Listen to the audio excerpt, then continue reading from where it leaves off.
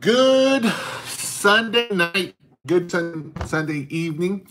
Today, I'm going to talk to you about mix. And I had a question come in. I'm here at a hotel, if you can tell by kind of where I'm at.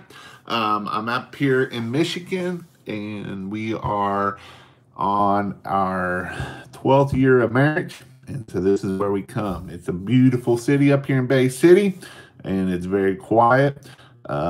It is very dead right now, dead part of year. It is this time of year where it is not very busy at all. So it's actually been real nice and relaxing up here. And so um, that is kind of where we are now. So I had a question come in, and I'm gonna read the question here. And then if you all have any questions coming in, I will do that. So Mark Arbs, Arbes, wrote, should I use Callus Auto Detailing from Oakland, MD? So should I use two different tanks for roof washing and house washing? I know the mix for roof should be 5 to 6% and 2 to 3% for house washing, correct? Or is there a way that I can cut the 5 and 6 downstream injector? If so, what size injector should I use for a 4400 PSI 4.2 gallon machine to get the required house mix? So, is I never used two tanks. I always used just one tank.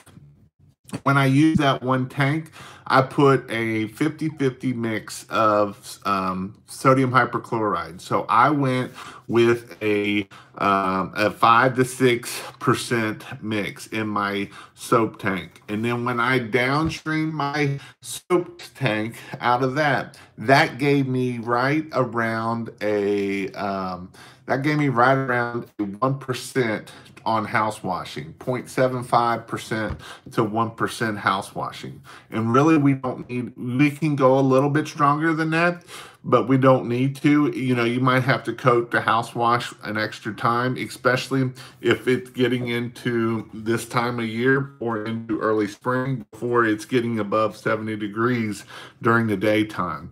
So when that being said, you know, if we're getting into that temperature, that is kind of where we need to be. We use 12.5%. So if we cut that in half, gave us the 6.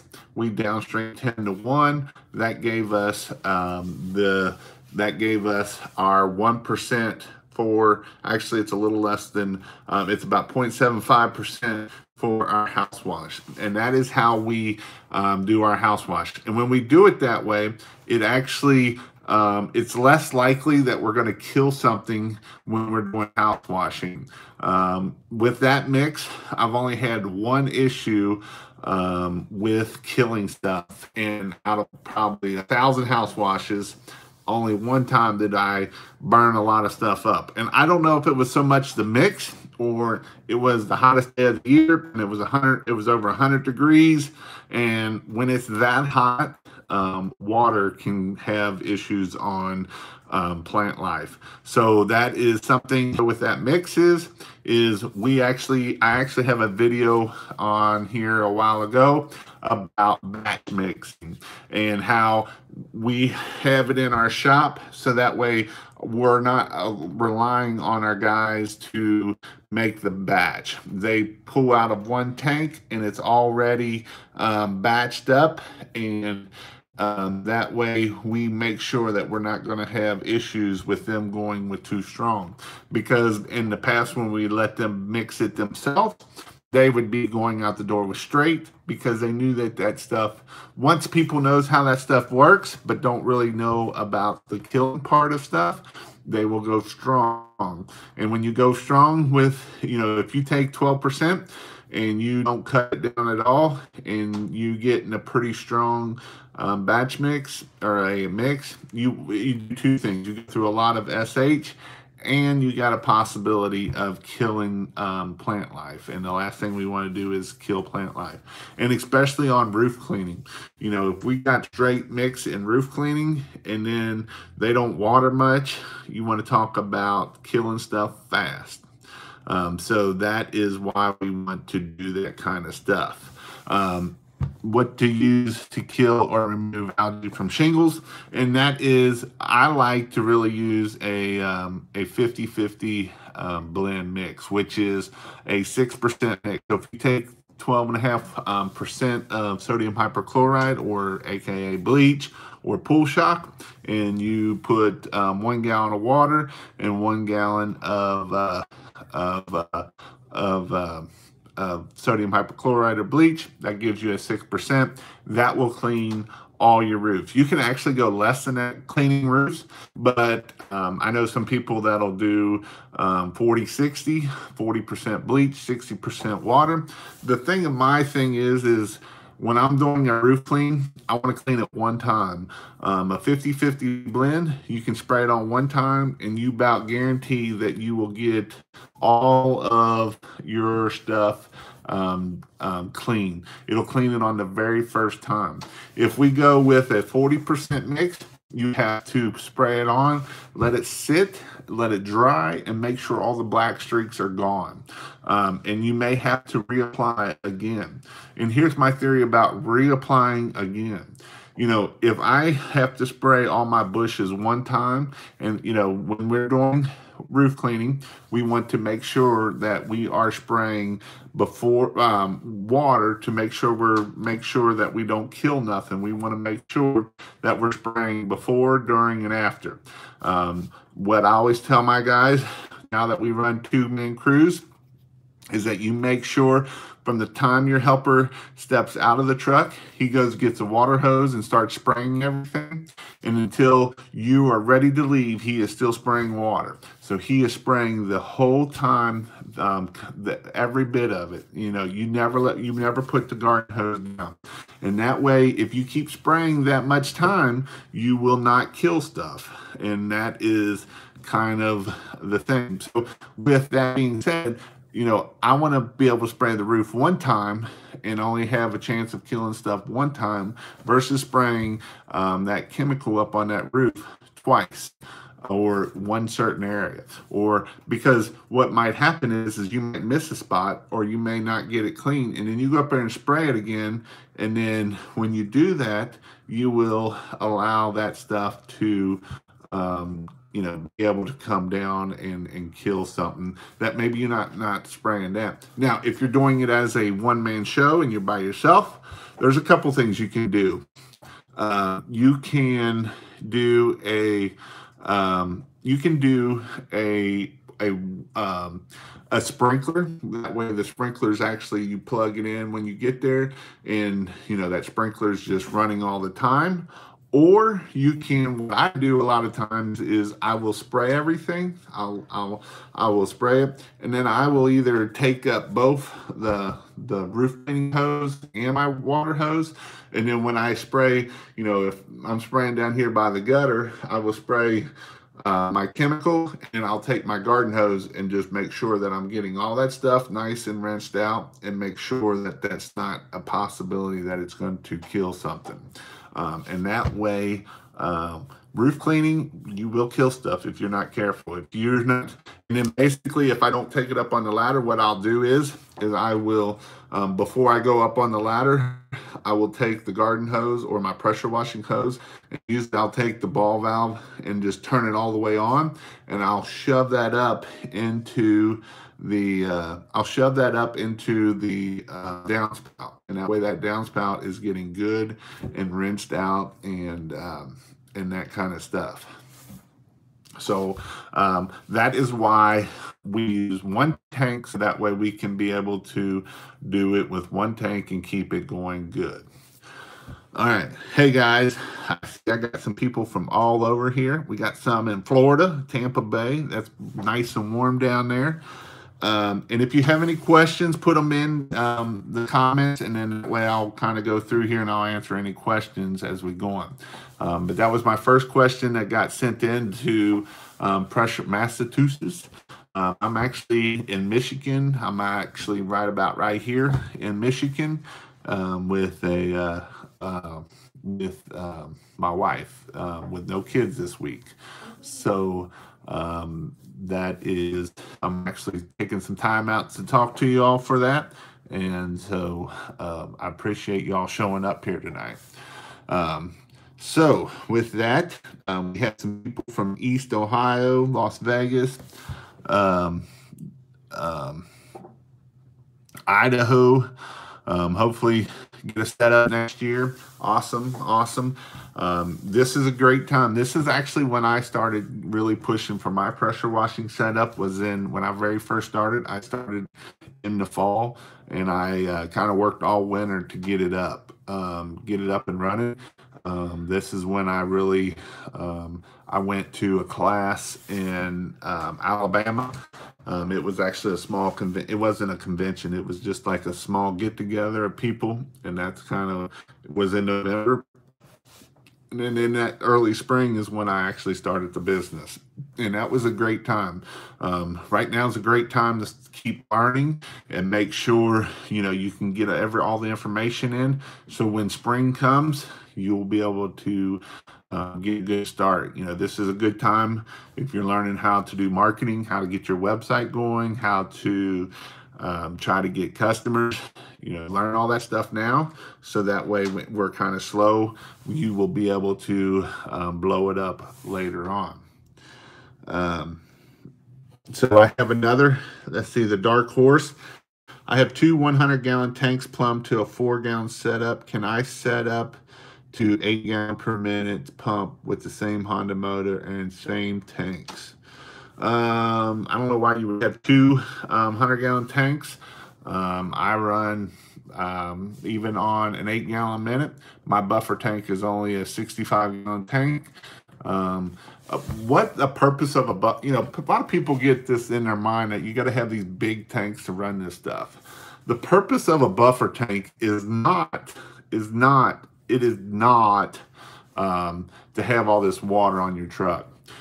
People always say, well, what if they got bad water? Well, if you show up to the house and they have bad water and you're not driving around with 200 gallons of water, that big tank does you no good at that point.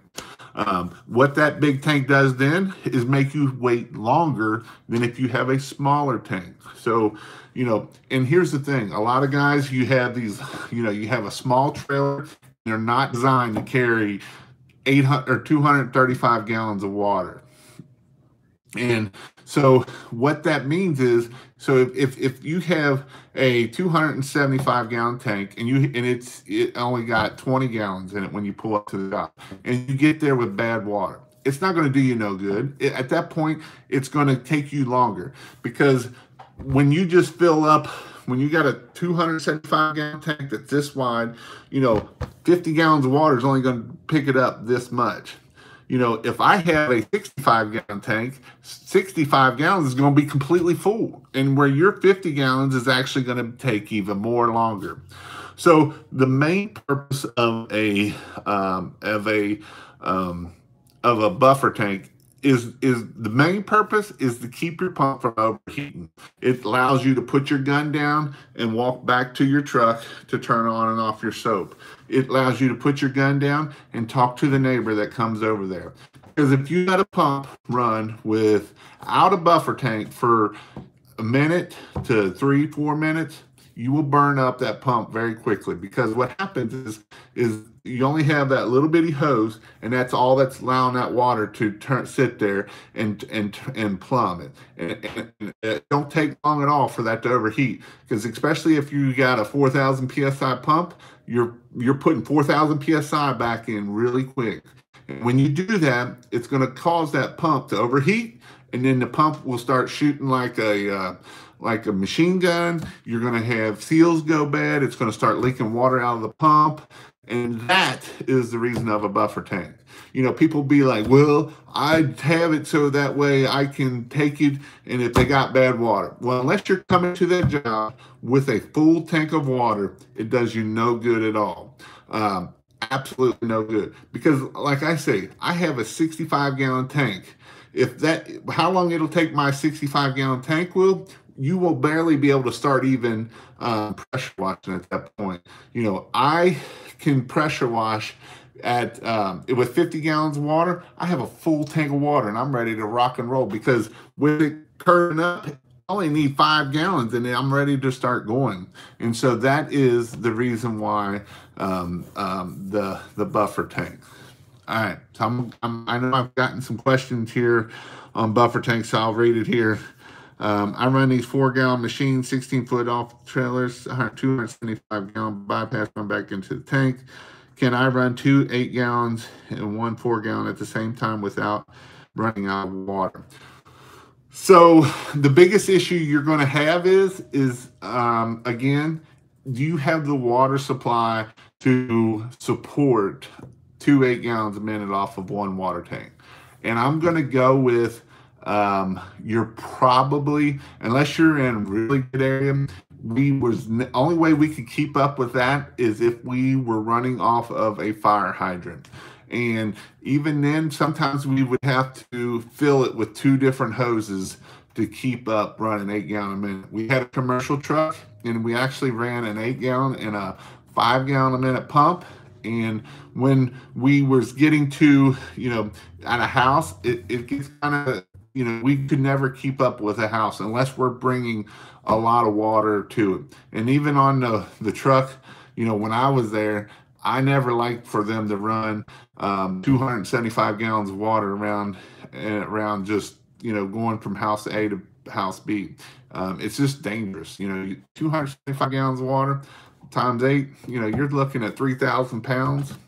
That's a lot of water. That's a lot of weight, and that's just a lot of weight on these trucks. And so unless you like changing out brakes and doing a lot of maintenance on your equipment, it's just a lot of weight and stuff. So that's why on the buffer tanks, I try to run 1 tank out of it. Now we do a lot of apartments, so we was hitting a lot of fire hydrants when we'd have to go there, or we would be able to get 2 lines coming off of the building, so that way we was able to keep it going and that kind of stuff. So I hope that answers your question about that. All right, I'm going to scroll back up here a little bit, and don't mess with your motor and upgrading or downgrading pumps. I was told those are factory tuned and leave it alone. I don't know what future house cleaner.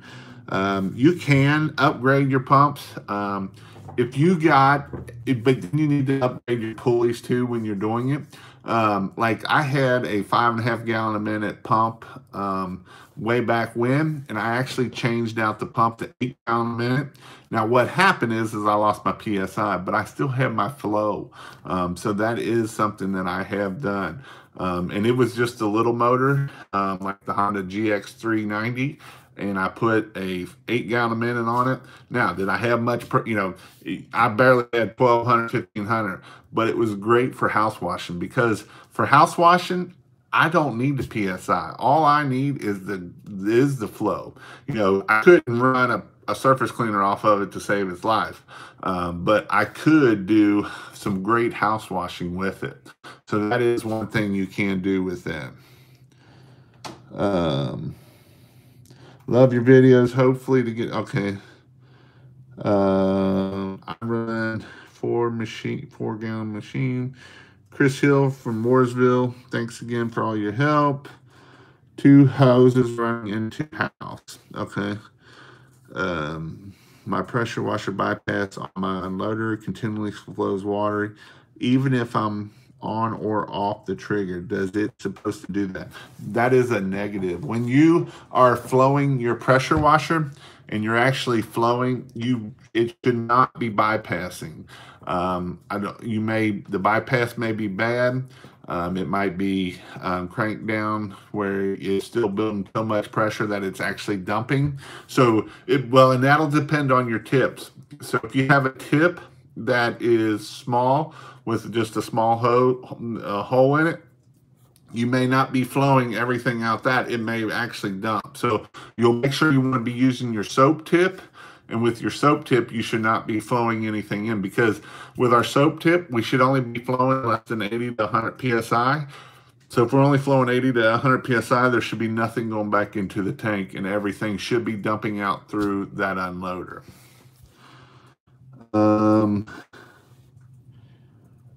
Yeah, okay, I stand corrected. It is not on Future House Cleaner. You're right. It will probably overwhelm that that motor, but I've never had an issue with it. What's the best recipe for metal roof with mostly black crud soft wash? From Anita and Keith Watson. So, yeah, his unloader is not correct. So that correctly, you're absolutely right. So, what is the best recipe for metal roof? Depending on how dirty it is, I usually start out with house wash mix and see what that'll do to it. If that'll start cleaning it or not. And then I'll move all the way up to roof mix, so a 50-50 mix. Roof mix on a metal roof. You know, the biggest thing is with metal, we really don't want a lot of surfactant in it, because we don't want it to stick to the roof as long as we do anything else. We want it to get up there, clean it, and come down, especially if there's any type of metal that could rust. And that's the purpose of not using so much surfactant. In that way, we can spray it up there, and then it'll rinse down real fast. And we don't want to let it sit up there too long, because, and especially dry, because then that will cause the oxidation side of things to start oxidizing that metal. So then we can just rinse it right back off. Oxidation is not good, especially on model roofs. So the best thing that I've always found is sometimes I won't even do much surfactant at that point. I'll just spray straight sodium hypochlorite, whether it's through downstreaming or actually I did a video a couple weeks ago, and I actually hit the roof with just a and it had some black, it was pretty black crud.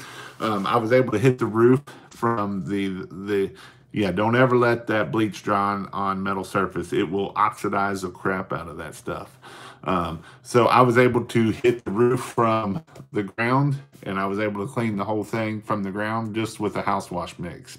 And again, I always try to do the weakest mix and move up. You know, some people like to just go strong and, you know, blast the crap out of it. But I've learned that's when you kill stuff. So what I've always liked to do is kind of start out weak and then work our way up and seeing if it's going to work or not. And like Dark Horse says, never ever let that metal, that stuff dry on metal. You really don't even want the bleach to dry on vinyl siding.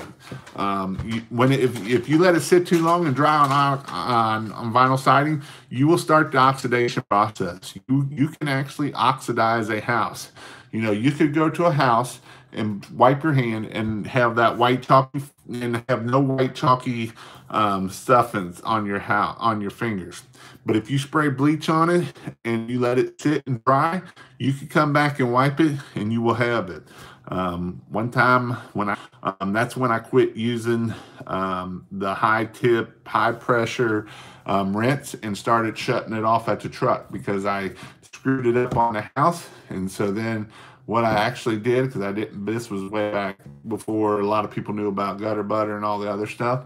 I just sprayed the bleach on it, let it dry, and oxidized the whole house back up, and I let it go. That's not the best thing to do, but that's what happened. All right, I just see I got a question there. Do you have a video on setting an unloader valve? Shoot.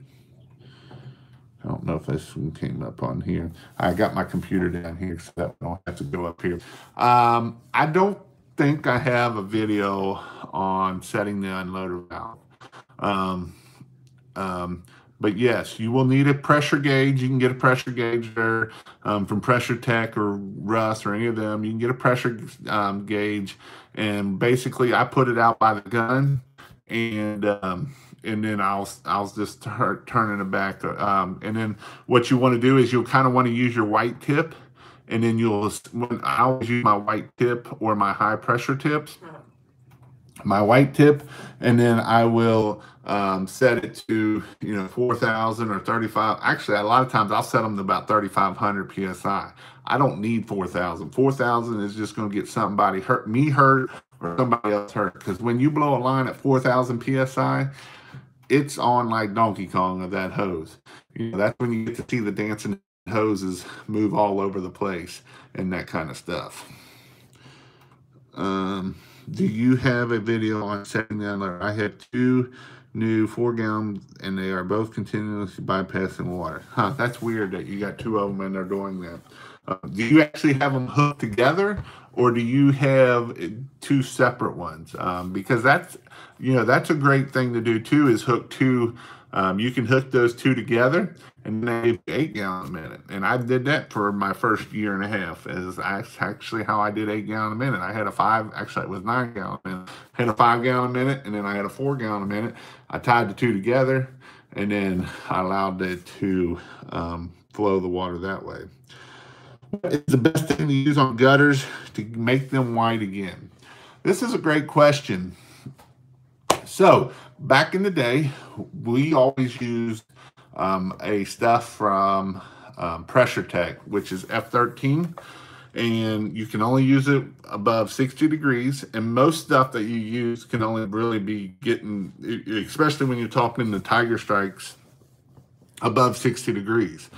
And when we first started, there was a lot of gutters that had the black streaks, the black the oxidation.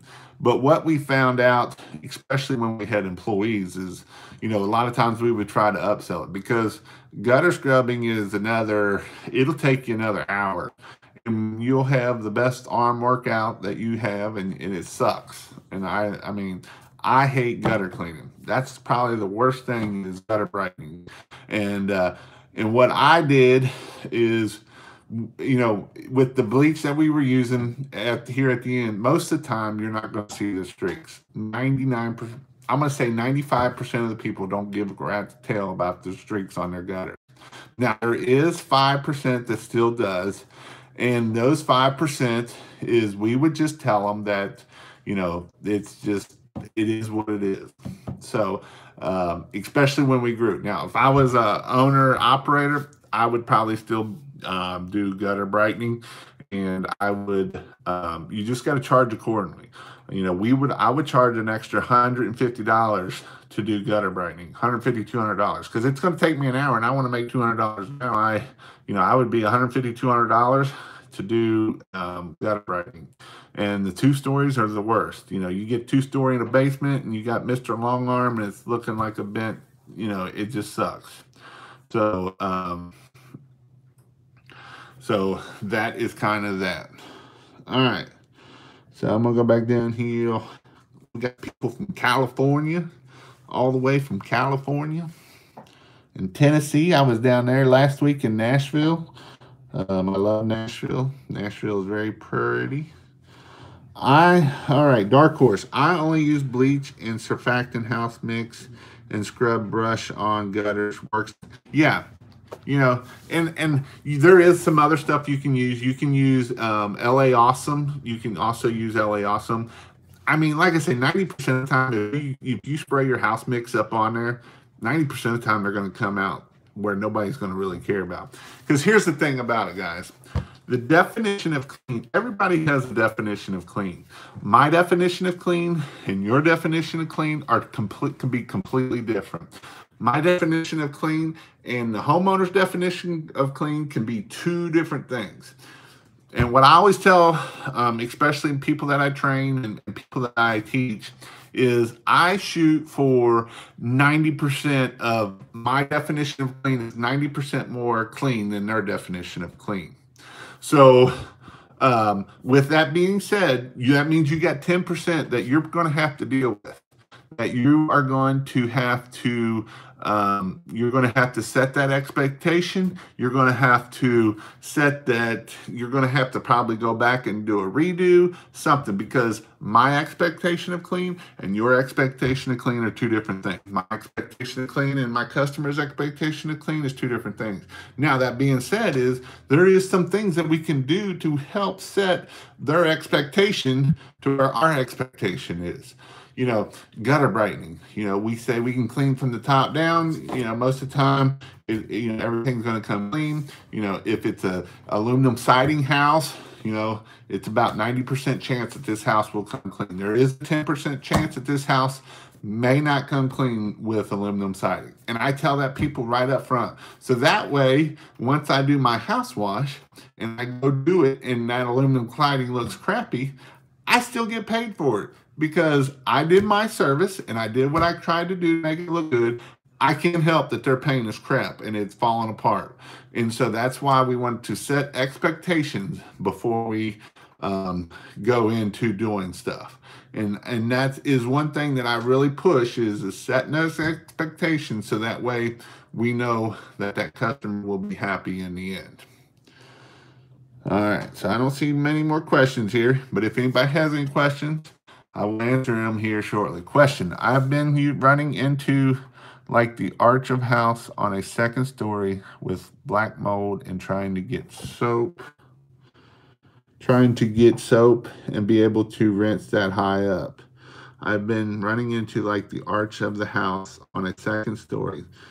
So, and that's something that, you just soap it 2 or 3, sometimes when you're at the very tip of the peak of the house, you might have to hit it again and that kind of stuff. First time and so that way, when you do that, you will want to make sure you clean, the peak, not I got what you mean. And make sure, we're using the soap tips, and obviously it's going to not go up there as much. And so we're going to let it sit up there. We might have to hit that area twice. And the other thing is usually where your peak is, that's where all your heat is. So when your heat's up there, that's what's going to cause that to get moldy and get moisture up there.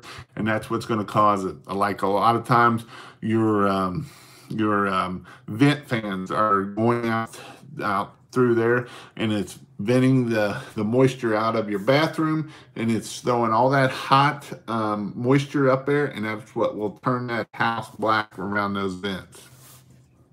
Yes, F13, if you don't dilute it down enough, will take paint off. That being said, if a house if they have painted their gutters already, if you can see brush strokes on a gutter where they've tried to paint the black streaks away, do not touch those gutters with any type of cleaner, whatever you do. Because what will happen is you will start removing that layer of what they have exterior paint, and that is not a good thing. And what happened is the black streaks on the gutters were there. They took paint and painted over it, and all those black streaks did was come right through that paint. So if you see brush strokes on a gutter, do not touch that gutter, because that's not a good thing to do. Again, if you want to learn how to do pressure washing, go check out my membership at pressurewashhelp.com/membership. And you can learn all kinds of stuff in there. All right. Thank you, Ricky Walter. Let's see. When downstreaming a house, then you go to rinse. Do you pull the stream out of the bucket, or just put it to clean water bucket, or just take the line off of the downstreamer? Actually, there's a couple things. I've got some videos out there about it. I've actually have a 1/4-inch shut-off valve. I've shut it off. What I've done here lately, and I like it the best, it's a 3-way valve, and that way, when I'm in soap, I'll switch it over to water, and it actually goes back to a water tank. And then that way it's cleaning out that injector, and that injector is is always getting cleaned out. And this will help your injectors last a lot longer because back in the old days, even when I did it in the bucket, I would just pull it out of the bucket, and then I would put it up on my trailer, and then I would put it back in my bucket. So that is what I do, but I don't recommend it, and here's why. If you will run into an issue where you will not win, it's when you will do it, you will take oxidation off of a house. And if you take that high pressure nozzle and you come down just a little too far and you think you're up high enough, you will have pencil marks all over that house. And so the reason why I get rid of that is so I don't have to do that. Or if you take the high pressure and get too close to that house, you will blast that oxidation off. That's how I blasted the oxidation off when I first started. And so this is a way that I don't have to worry about messing with the oxidation. Oxidation is a beast that you don't want to play with a whole lot. It is something that will cause you issues, and if you blow that oxidation off, then you got to clean all the oxidation off. And then you're using something of Cleansol BC if you have it on your truck, or Gutter Butter, or F13, or something like that, and you're hand scrubbing the whole house. So the reason why I do that is so that way I don't have a chance of blowing off the oxidation. Jason, I bought the 3-way valve from Pressure Stack. Still need to install into my buffer tank. And it's not hard, dude. Just take that line and run it right back to your buffer tank. I just shoved the line. I drilled a small hole into the top of the tank, and I just shoved that line all the way to the bottom just so it can suck it up and do it that way. I didn't go through a bulkhead. I didn't do none of that stuff. I just took the line and then shoved it all the way down to the bottom, and it worked fine. The only thing you got to watch out is where it's coming out of the tank. Make sure, especially if you start getting some heat up there, make sure that it don't just lay straight over and get kinked. That's the only issue. So I actually had a tank that I could kind of zip tie it up above it so it come out of that tank. Just a straight 90. It actually kind of 45 coming out of that tank and that kind of stuff. All right. So, this week, what are y'all working on this week? What is one thing that you are trying to do? And here's another thing. What are you trying to do next year? What's your goals next year? What are you setting next year? What are you going to try to do next year? How often do you clean the bottom of the buffer tanks out? Do you do multiple inline filters? I do one inline filter and one outline filter, and I don't clean out the tank very rarely. I may put a little bit of, if it starts getting green in there, what I'll do is I'll put some bleach in there to kill it all, and then just open my valve to let all that water out. But in that way, it keeps it clean. So what can I help you with next year to help you grow your business? Let me know if you have some things and you want me to, if you have some questions about things. You can go to pressurewashhelp.com/askjason, and that way I can get the questions answered. If you start asking me questions, my goal is I'm actually going to do a video on it, and then I will either send you the video or I will put a link out there and then link it back to you, and that way I can get that back up to you. But next year is 2020. It's a new decade. What is your goal? And you really need to set some goals, because if you don't have a goal set, you don't know what you're going to make, and you don't even know how to do it. And some things on that, on some of your questions that I see coming in, on especially one of like winterizing. But if you don't have a goal, then how are you going to hit that goal? How do you know what to do to hit that goal? So if we just say, I'm going to just go shoot and get them out there, have a goal. Have a goal of, maybe it's $10,000 a month, say, well, man, $10,000 a month, that's a lot. Okay, then let's start at $5,000 a month. How many customers do we need to make $5,000 a month? How many customers do we need to make $10,000 a month? Well, you say, well, how do I know how many customers I need? All right. So what we can do is take how many customers you've actually doing, how many jobs have you done this past month, and take how much money you've made.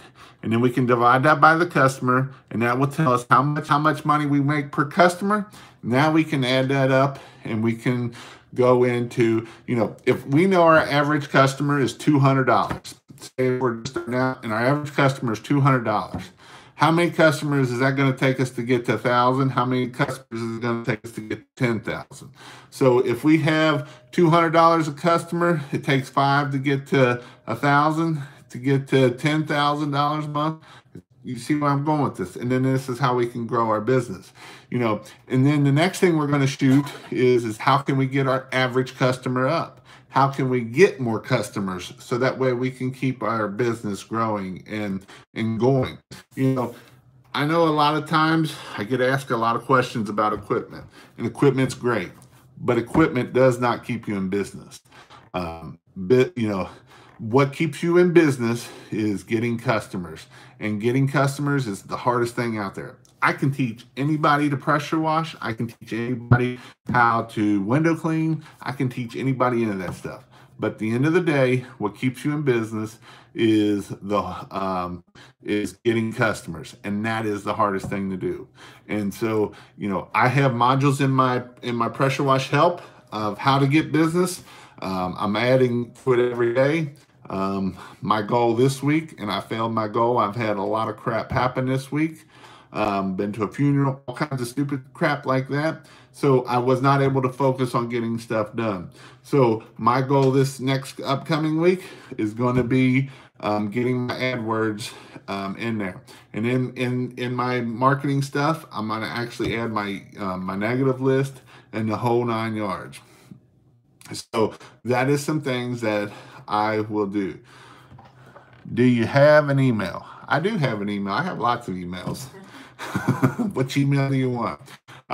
You can go to, there's a couple ways you can email me. You can go to pressure wash. The one way that I like the best, though, that way it don't get, because I got a lot of emails, is pressurewashhelp.com/ask Jason. And that's one way. Another one is pressurewashhelp@gmail.com is probably one that isn't got a bunch of crap in it yet, because I just started it not too long ago. All right. So what do you think about EPA cracking down on using bleach? Well, I think that's a bunch of scare tactics. And I mean, it's been illegal from day one. Have they tried to crack down on things? I talked to a guy. He actually owns a car wash, and there's the video going around, and it's been a bunch of crap about putting cleaning driveways and how it's illegal, and he got a boatload of views, and it's gotten scared. And the guy that owns his car wash, his son is like one of the big wigs of EPA for the state of Kentucky. And so he's like, as long as you're not putting chemicals down the drain, that's the main thing. If you're putting chemicals down the drain, you're going to get in trouble. If you are cleaning a driveway and you put water down there and it's runoff, that's kind of one of those things that it can't. And I'll get dark horse. It can be, you get bleach in there, that can be bad. And I'll tell you a story on that. But just you got to be smart about stuff. If it's going into the ground, you're not going to get caught by EPA. If it's going down the drain, it's going to get you in trouble. We have our big chemical supplier is a local supplier out of Dayton, and with that being said, they had a truck that got a hole in it. And instead of leaving the truck kind of parked away from the drain, they thought it was a good idea to park it over the drain. And when they did that, EPA came in and they had to clean the drain out as far as long as they found sodium hypochlorite or salt or whatever, that chemical. And so they had to spend all this money cleaning all these drains out all the way down there. So they would be better off to park it in a field and let it go into the ground right there. And then that way you can just pull it out of the ground right there instead of letting it go down the drains. And that's kind of the whole purpose of, drains are, if you're doing, if you're putting degreasers down, you got to be careful, because if you put degreaser down and you're not damming it and getting that stuff up, then that's when you can get in trouble. Can you get in trouble? And it depends on your area. Around here, we don't have to worry about it much. If you're in an area that's got some tight, they don't like chemicals down the drain, then you got to fix that problem of whether you're damming and dicing and pumping it into the landscaping or something in that area. But around here, we don't have that much issue. Lexington, just south of us, they have a little bit of issues of that kind of stuff. They don't like that stuff. You know, we did a job that we wasn't allowed, and a lot of it comes down to the factories. We were working at the jelly factory down there, and we could not put nothing in the drain because they test their drains like once a month to make sure that it's not getting in there. So with that, we had to make sure nothing went down in the drain. So we put a sock down, and pumped it out of there. So that is something that you got to watch. In marketing, what you have found to be the best? AdWords, responsibility. Also, what would be some good search term words? All right, so we'll go down this little rabbit hole. Go check out my membership is the first thing I want to say, because I go over a lot of this in there, because this is the most important thing right here. So responsibility and AdWords is two different things. Basically, one gets leads, the other one cultivate those leads. And if you want to do responsibility, you can go to pressurewashhelp.com/responsibility, and you'll buy me a couple cups of coffee by doing that. So I'll start off with responsibility. Responsibility is great for getting a lead and turning a lead to a customer. And that is very important. If we can never get a lead to a customer, that is an issue. So when in 2015, we were struggling to turn leads into customers. And at this point, it don't matter how many leads you get if you can't turn them into customers. And the great thing about responsibility is it's going to send out emails, and it's going to hammer them a lot. It's not going to just send out one email. It's going to send out, we have tons of emails that go out. Now, in my membership, I don't have it in there as of right now, but my goal is I'm going to put my email sequences in there, hopefully within the next month or two. So it's not in there right now. It probably won't be in there for a month or two.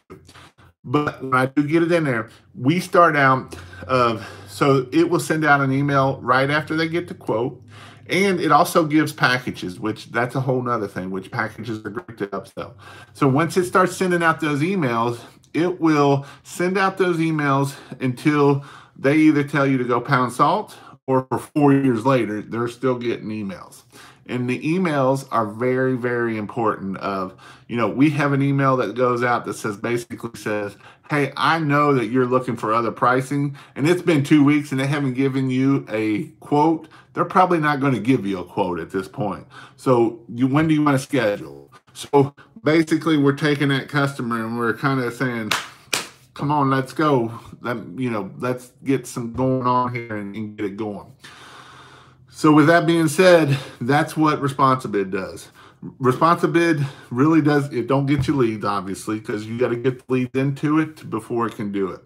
But responsibility works really good for getting your return customers back too, because we send out even after we close the job, we'll start sending out emails, quarterly, of saying, hey, we offer these services. Hey, we offer these services, that kind of stuff. Now, AdWords is how you get leads. One way you get leads. That's the way that we grew our business, but that's not the only way to get leads. There's lots of ways to get leads. You can get leads through signs. You can get leads through Facebook. You can get leads through Nextdoor. You can get leads through networking, BNI, all different types of ways. AdWords is just one revenue. Now, with AdWords, you're going to spend $1,000 to $1,500 a month to hopefully, most of the time I can make you out of about $1,000, $1,500 a month. I can make you anywhere from about $6,000 to $8,000. So that's just from the AdWords. That's not to say that you might get the neighbors' customers. You might get other people in the other area by you spending that much money into it. We spend anywhere from $4,000 to $6,000 a month at Pressure Wash Cincinnati to keep 4 trucks running.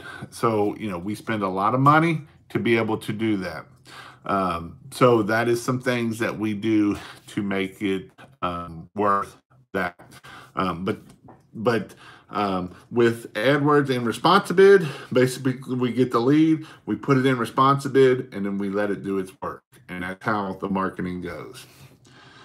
All right. Winterizing a rig. Tomorrow done till March. I want to get an 8-gallon a minute setup. Maybe I have some. Maybe I can have some of my current setup. So here's my thing about, a lot of people say get an 8-gallon a minute, 8-gallon a minute. You got to have an 8-gallon a minute to be successful.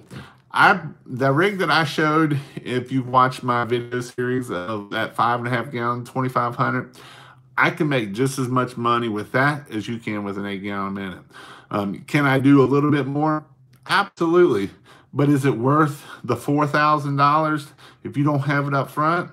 I would rather you spend $4,000 on marketing than buy an 8-gallon a minute rig. I'm just going to be completely honest with you. An 8-gallon a minute rig is not going to make you money for a is not going to make you as much money if you put $4,000 in marketing. Because remember, I said if you spent $1,000 to $1,500 a month in marketing, it would give you $6,000 to $8,000. You're not going to make that with an 8-gallon a minute. You take that $4,000, you see where I'm going at with this. So I understand people upgrading and that kind of stuff, and that's great and awesome and stuff like that. But I also see a lot of people go out of business because they didn't put that money into marketing, or they're tight on marketing. So that's my opinion on that, and I'm sticking to it. And because I want you all to be successful. I don't want you to go out there and buy all this equipment and then you go sell it for nothing, because it happens. I have a buddy that was in Georgia, and he spent $20,000 on a trailer, and now he is out of business. 3 years later, out of business because he didn't spend that. Spent $20,000 on trailer and training, but he didn't spend that in marketing, and then he went out of business. So that's why I want you all to be successful. Winterizing, that's a good time. Don't forget, it's getting below 32 degrees, especially you northern people. You Florida people are actually getting busy, and us northern people are having to winterize. The one thing that I like to do to winterize is there's a couple ways. You can either blow it out, or the other thing that I do is I will take RV antifreeze and put into the system, and then make sure it gets good mixed all the way through it. And then that way I don't have to worry about it freezing up and breaking something. You will freeze hoses, you will freeze all kinds of stuff. So you got to make sure your 12-volt system is all cleaned out. Everything is cleaned out of water, so that way you don't get it frozen up. Do you know how to get jobs with municipalities? Email, or go talk to them. Some other times they'll put it out as a RP, can't think of what it's called, but they'll put it out that way. But how we get commercial work, there was somebody on here talking about commercial work. We did a lot of money in commercial work, a lot of condos, a lot of apartment associations, a lot of that kind of stuff. The apartment places, they have to keep them clean, especially if they're getting Section 8. Section 8 will come in and not give them money if their buildings aren't clean. So the way we got our Section 8 people, or our apartments, was through email marketing. We would send out emails all the time to these people, and we would always get jobs with them. And the biggest thing with them is they're great money, but you also got to remember that they work off of not paying you for 30 days, 60 days. So you got to be able to float. There was time that we would go $40,000, $50,000 that you got to pay your employees to get it and all, and so that's the fun and joys of it. Looking to get door hangers, yard signs, searching for template for a straightforward door hanger. Door hangers, the door hangers that I always put up was for 5 rounds, and in that door hanger, I would just put in, hey, we just did your neighbor's house. Why don't we need to do your house. So that is some things that, with door hangers. we never had luck of going door hanger. I got plenty of exercise doing putting up door hangers, and I never had no calls out of it. Now, when we do 5 rounds, we would get calls off of 5 rounds. You put the sign in the yard, and you do 5 round. That way, they know that that house got cleaned, and their neighbor's house got cleaned. So they got to keep up with the Joneses and clean their house too. So that kind of stuff. All right. Yes, will sometimes require higher insurance. Yeah, we had to carry $2 million insurance, performance bonds, all kinds of crap. So, and then a 60 to 90-day payment, which always sucks. So you do the work and they're not there. So with that being said, I'm almost right here at an hour. I'm glad everybody showed up. Next week, I will be doing it on Saturday morning because I'm actually at the firehouse on Sunday night. So next week will be Saturday morning, and I will be back here doing another one. Do you give a customer a discount to allow you to leave a sign for a week? Nope. I don't give no discounts for sign. I usually put it there. If they don't like the sign, they can pull it. I buy $3 signs, so that way you really need to work on your sound quality. Oh, is it not good? I'm using my cell phone because last week it wasn't very good on my computer. I'll have to check and see what I got going on there. I'll have to listen back. Sorry about that. But I know I got some echoing here because I'm at the hotel versus where I was last week. But I'll check into that. Thanks, Bill. But next week I'll be answer my question, please, Jason. What's your question? Let's see. Ricky Walter. Let me see what your question was. I run a 4,000 PSI with 4 gallon a minute on a 65 buffer tank. Should I use 3/4 inch hose or 1 inch hose from a buffer tank? You can get away with 3/4 inch hose on the 5 inch or on a 4 gallon. You can get away with it on the 5 gallon. You move to the 8 gallon, you really need to be at the 1 inch hose. The 1 inch hose is where you need to be at on an 8 gallon, but a 4 or 5.5 gallon a minute, you can do that, no problem. Keeping it clean. What was your question? If you write it back in there, I'll get. Let's see. Keeping it clean. Find you here. See if you put it back up. I don't see your question. Keeping it clean. If you got a question, put it back up there, and I'll answer for you. Answer my question too, please. Let's see. I don't see your question there. Keeping it clean. Let me see here. How long ago was it? All right, keeping it clean. Do I just use a splitter to tie 2 4 gallon minutes to make 8 gallon minutes? So it depends on your unloader valve. If you have the older unloader valve, you can kind of what I did is I just teed the two together and I didn't have no issues. If you have the nicer unloader valves, what you need then is I believe Pressure Tech will sell a kit, and also Russ sells a kit that has one-way check valves, so that way the water can't go back into that unloader valve. I never had an issue with just starting it up and running it with just a T. Now that T needs to be a 4,000 PSI T, not a T, not a black angle T or something like that. You need to be a hydraulic fitting that's a T. And I actually used it as a quick connect, so that way if I needed to, I could unquick connect it and then use it hose off of that one. I never had an issue with just using a T. Now that's if you got the older case, just the big screw type unloader valve. If you got an unloader valve that's got the senses where it senses it, then that's a whole nother issue. So Ricky, I hope that answers your question there.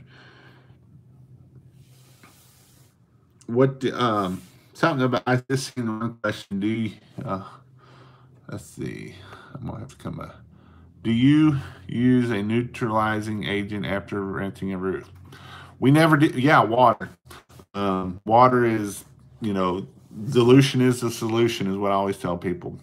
I know people out there that are starting to use it. Kind of goes back to, um, you can. I never did. We still never do. We do a bunch. We're gonna do $1 million this year.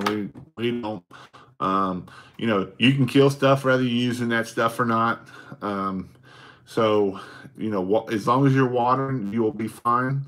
If you're not watering, then that's a whole nother issue. Um, you know, Even if you're putting a neutralizer on there and you're not watering, you're still going to kill stuff because that bleach is going to get in there and it'll be the first thing that it drinks. With that being said, yes, you can use a neutralizer.